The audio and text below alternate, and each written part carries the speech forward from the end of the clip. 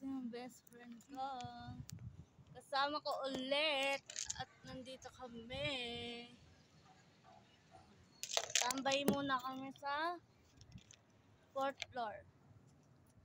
Dito lang kami ngayon. Dito na kami tatambay, hindi na sa Skinita. Masikip kasi doon. Dito mahangin. Tambay muna. Ano dito? Ang ganda ng view. Tingnan nyo. Naayos pa kasi yung palengke. Kahit medyo mainit, okay lang yan. Dito pa lang. Mamaya bababa na rin kami. Anong oras tayo bababa? 5. Tambay muna.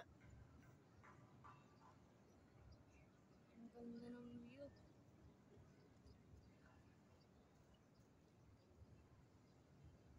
Ang search mo dyan? Si Lorraine? Ang sabi niya? Ang sabi niya, Lorraine? Yung blue stick. Ha? Blue stick. Nandito siya. Tambay muna kami. Sarap dito mag-TikTok kaso hindi ako nakakonect eh. Mababa kasi sa amin eh.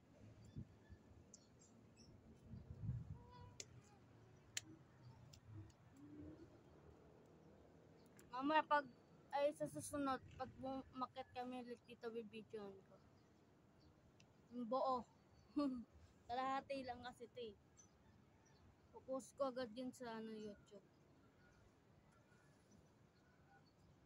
Kahit mainit, ang sarap ng hangin dito. Dito na kami tatambay nito. Kasi pag sa Skinita, masikip eh.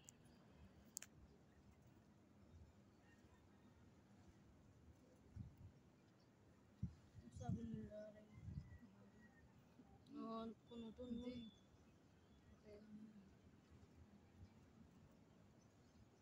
Yan lang kami nagkita ulit nito. Kasi nagkasakit eh.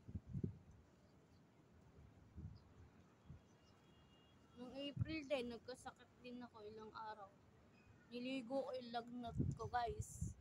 As pag nahihilo kayo, ano nyo lang, iupo nyo lang, ipikit nyo lang mata nyo. Ganun lang ginagawa ko. Hotspot ka sa akin, Bete. Ha?